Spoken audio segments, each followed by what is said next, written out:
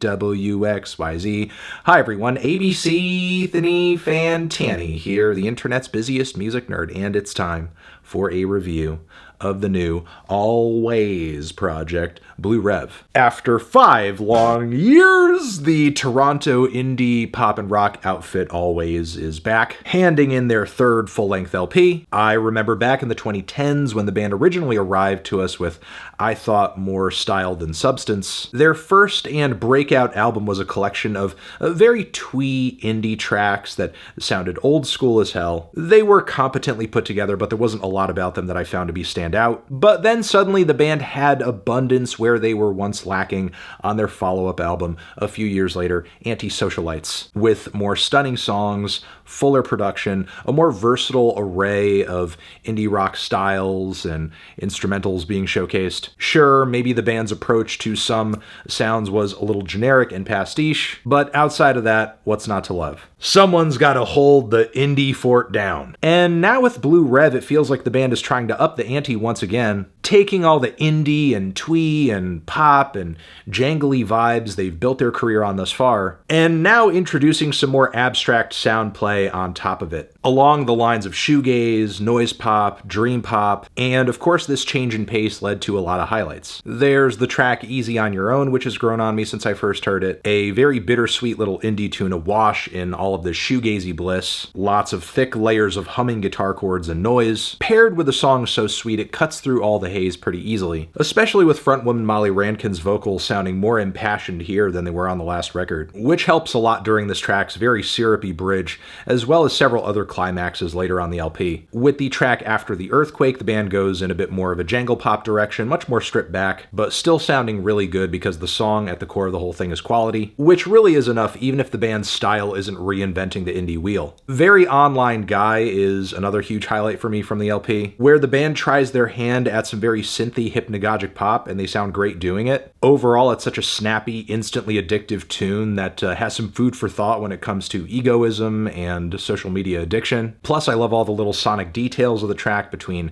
the keys and the vocal harmonies and some of the odd, manipulated, what sounds like, tape warped background vocal bits too. The track is equal parts nostalgic and surreal. There's also Tile by Tile, which I found to be one of the most enveloping songs on the entire LP. A luscious ballad whose pillowy mix I could really just lay down in, pass out forever with it on repeat. Just a really good dream pop highlight from the thing. Then of course there's the hard switch over on the next track to Pomeranian Spinster, which is a really fun quirky highlight where the band suddenly goes into a post-punk direction with some driving bass, some weird guitar work. There's something much speedier and even aggressive about it in comparison with the other tracks here. Just seems like no matter what underground style Alvvays put their thumb on here, they end up doing it pretty well. So yeah, there are a lot of great cuts on this LP to be had. Songs where the band's clearly getting more ambitious with the musical styles they're embracing, experimentation, effects, layers, but occasionally the crazy soup of ideas they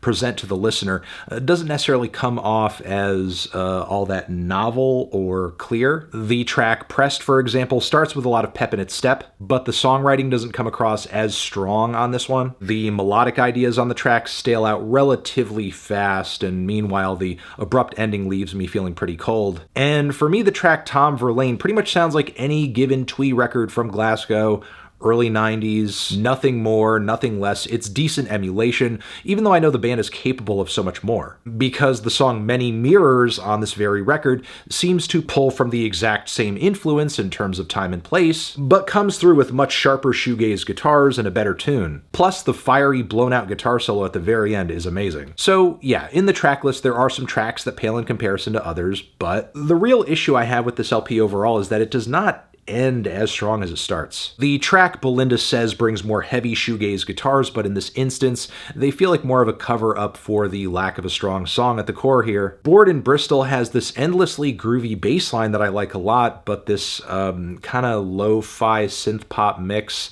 that they have going on leaves this track feeling much more muted, dusty, and hollow than anything else on the track list. Meanwhile, the vocal and synth passage that is Fourth Figure is really this record going out with a whimper. And once more, the quality in terms of sounds and songwriting from the first leg of the record to the last leg of the record, it's really night and day. I was just really hoping the record would pull through all the way through, and I just don't think it quite does. So because of that, even though there were some amazing and very creative peaks on this album that I'm really impressed with, that showed to me that this band is continuing to evolve, progress, try new things. But the record is still not that consistent in my view, and as a result of that, I cannot come here and tell you that, in my opinion, I think they've brought a better crop of songs than they did on their last record. But for sure, Blue Rev is still a good one, and easily one of the most colorful indie rock records you're going to hear this year. I recommend that you try it if this is your vibe, if this is your style,